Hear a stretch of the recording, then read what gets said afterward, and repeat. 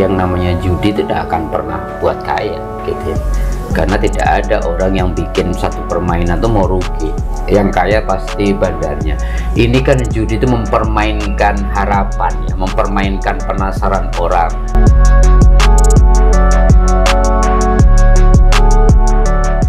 Assalamualaikum warahmatullahi wabarakatuh. Kita berjumpa kembali di channel Tauhid Cinta. Kali ini kita akan membahas mengenai judi online. Belakangan ini marak judi online terbungkus dalam game online maupun investasi dan lain sebagainya. Nah, bahkan baru-baru ini juga Kementerian Kominfo itu dibajak dan yang muncul adalah situs judi online. Ya, makin marak judi online ini. Ya, kita tahu bahwa judi itu haram dan itu jelas tertera dalam Al-Quran. Tetapi bagaimana dengan judi online? Bagi sebagian orang yang memainkan judi online ini kan ya iseng-iseng berhadiah lah.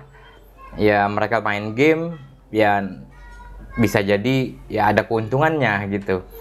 Nah, kita akan membahas ini dengan Ustadz Muhlisin Aziz. Beliau adalah pembina di channel Tauhid Cinta dan juga wakil ketua di STAI atau Sekolah Tinggi Agama Islam Muslim Asia Afrika. Assalamualaikum Ustaz. Assalamualaikum warahmatullahi wabarakatuh. Sering main game Ustaz ya? Game, nggak judi tapi. Oh, nggak judi. Ya, kita semua pencinta game lah. Maksudnya ya itu kan hiburan ya kalau game ya. Ya bahkan dulu tuh ada di apa namanya iklan Nokia itu kan dulu di awal-awal yang siapa namanya Bill Clinton itu memainkan game ular. Ya bahwa kira-kira ya semua orang tuh suka lah akan game, ada hiburan gitu segala macam. Nah, tapi belakangan ini kan marak itu game berbalut itu judi online berbalut atau berbungkus game. Nah, ya jelas dalam Al-Quran judi itu haram. Nah, bagaimana dengan judi online, Ustaz? Ya tetap aja namanya judi kan, mau online dulu offline kan. Kalau lagunya itu kan Bang Haji, judi, tet.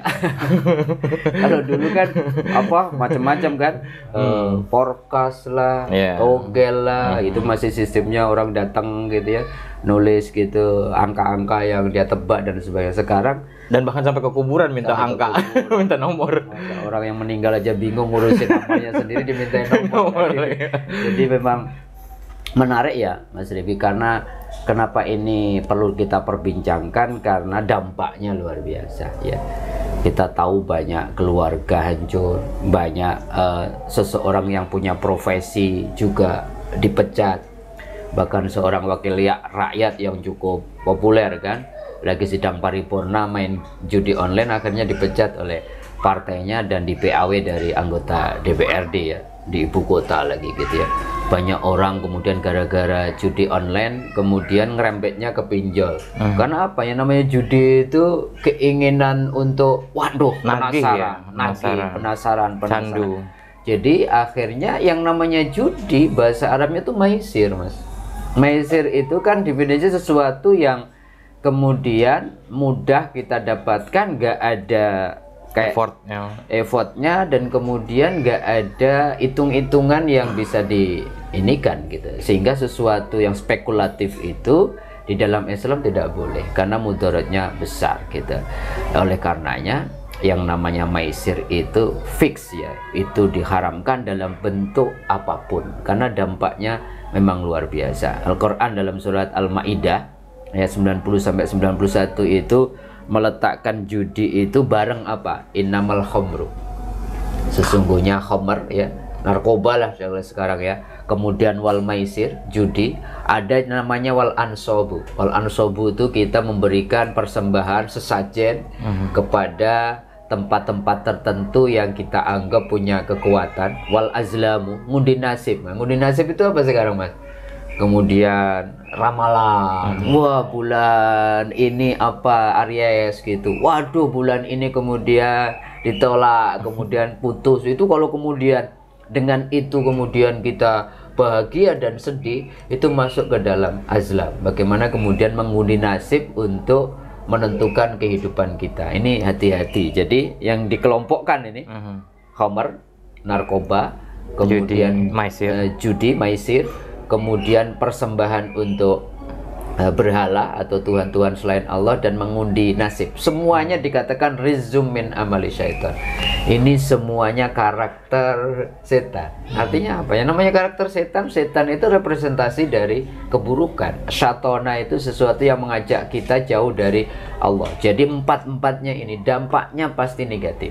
Walaupun dulu kalau kita tahu kan Homer itu kan gradasi ya, diawali dengan Homer itu ada manfaatnya, tapi manfaatnya lebih kecil dibandingkan mudorotnya lebih besar. Jadi 4 itu min rizum min amali syaitan fastanibuhu.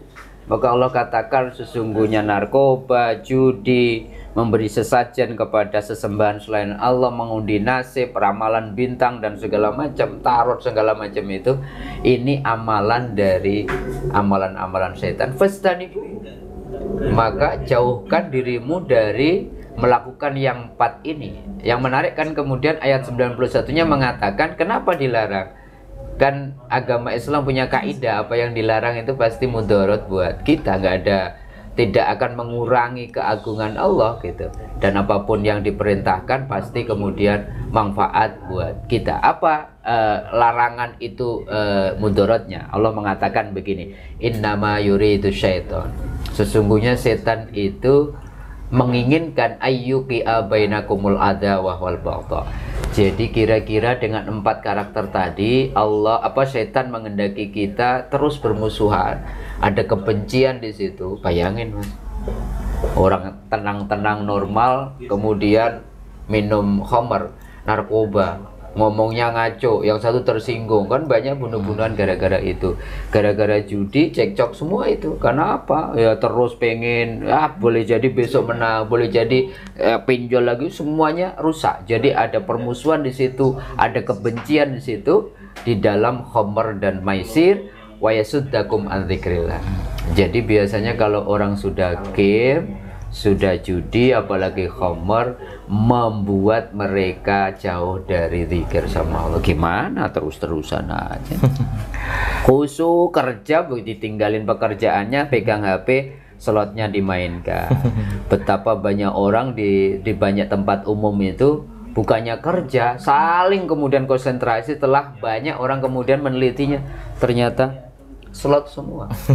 Dan itu katanya menurut penelitian ribuan triliun setiap bulannya. Luar biasa ya pendapatan. Jadi omsetnya gitu, dan kerugiannya betapa banyak kan, saya katakan tadi, keluarga hancur, karir rusak, pinjol, segala macam.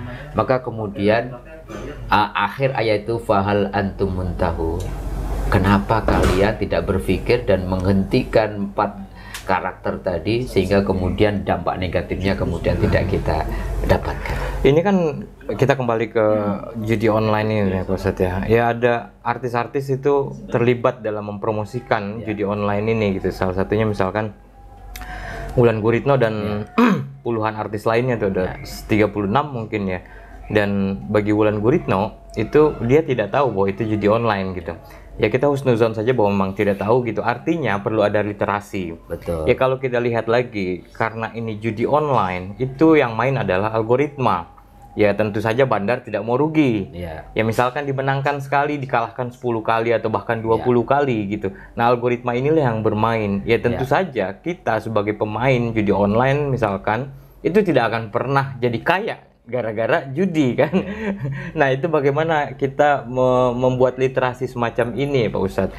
Ya saya kira penting ya, bukan saja literasi bentuk-bentuk judi online, kita harus sebarluaskan yang namanya judi tidak akan pernah buat kaya gitu. Karena tidak ada orang yang bikin satu permainan tuh mau rugi. Yang kaya pasti bandarnya. Ini kan judi itu mempermainkan harapan ya, mempermainkan penasaran orang. Sehingga sudah sekadung kecemplung 10, ya siapa tahu nanti kalau saya naruh lagi 20 dapatnya 2000, kan langsung harapan-harapan itu terus dijaga oleh bandarnya. Maka betul algoritmanya tadi Mas Rifki, walaupun banyak orang yang bisa mensiasatinya dengan akun baru, kemudian dianggap kan menjadi awal lagi, biasanya dimenangkan itu timbul lagi, waduh, kalau saya modal 100 perak atau 100.000 aja dapatnya 20 juta, kalau saya modalnya lebih besar gimana, menutup kerugian-kerugian yang sebelumnya gitu, sehingga selalu yang di maintenance oleh bandar itu kemudian harapan, kemudian siapa tahu besok menang. Dan saya kira pemerintah pertama regulasi ya harus segera kemudian bertindak tegas, karena yang agak repot ini Mas Rifki, zaman online ini diberangus 10 tumbuhnya 20 gitu ya. Yeah. Kita tahu kan banyak sekali yang ditangkap segini gitu ya, kemudian pinjol aja ditangkap 10, besok 1 jam kemudian bisa bikin akun baru.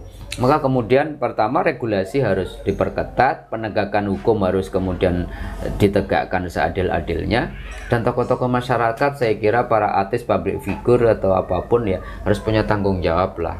Walaupun kita berhusnudon, maka seseorang di endorse diberi imbalan tertentu, masa memperkenalkan hanya nggak riset dulu itu apa gitu. Artinya harus ada tanggung jawab, dan saya kira tokoh-tokoh bangsa gitu, para ulama dan ini saya kira juga punya tanggung jawab untuk memberikan literasi yang secukup-secukupnya atau seterang-terangnya. Nggak ada ceritanya, dengan bahasa yang mudah dimengerti, bahwa nggak ada ceritanya orang judi itu kaya gitu.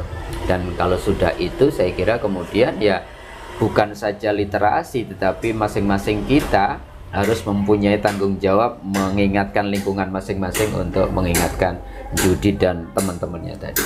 Terakhir Ustadz, ya ini kan ada model-model seperti apa Gubernur Jakarta dulu gitu, Ali Sadikin, itu melakukan lokalisasi judi waktu itu, dan dari hasil lokalisasi itu dibuat untuk pembangunan Jakarta.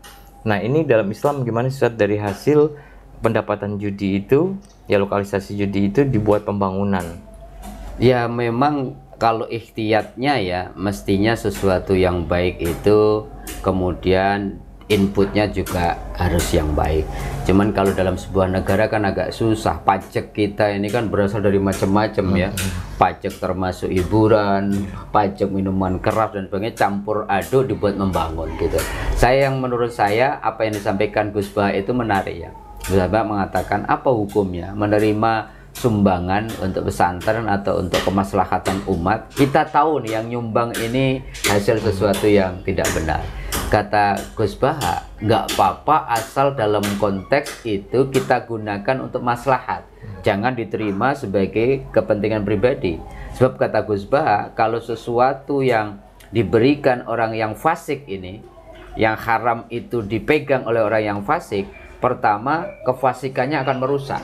Yang kedua, kalau kemudian diberikan kepada lembaga-lembaga yang kemudian juga tidak amanah, juga lebih parah lagi, maka kemudian menerimanya boleh, tetapi digunakan untuk kemaslahatan, untuk membangun fasilitas umum, air bersih, untuk jalan dan sebagainya. Kalau kita kiaskan ke situ, apa yang dilakukan oleh Bang Ali Sadikin dulu, lokalisasi perjudian dilegalkan, itu dampak sosialnya pertama, kalau liar ini susah ya, kemudian mengelola penyakit sampingan dari free sex itu. Yang kedua, kalau judi dibiarkan masuk ke masyarakat awam, kemana-mana perkampungan, rusak ini rusak, ini sesuatu yang merusak.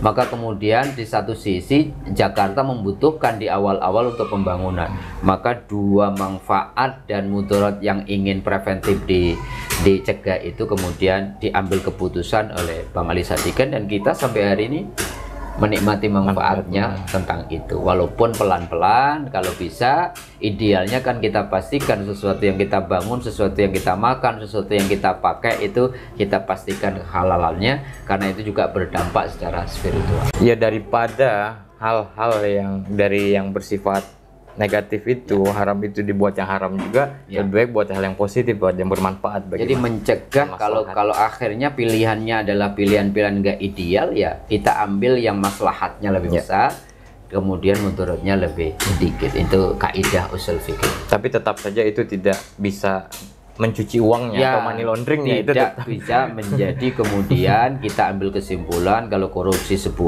udah yang 5 disedekahkan, yang 5 menjadi halal. Tetap itu menjadi uang haram, tetapi tasarrufnya, pemakaiannya dibandingkan kemudian yang 5 ini digunakan untuk yang merusak, kita boleh menerimanya, kita gunakan untuk kepentingan umum yang maslahah, bukan untuk kepentingan pribadi.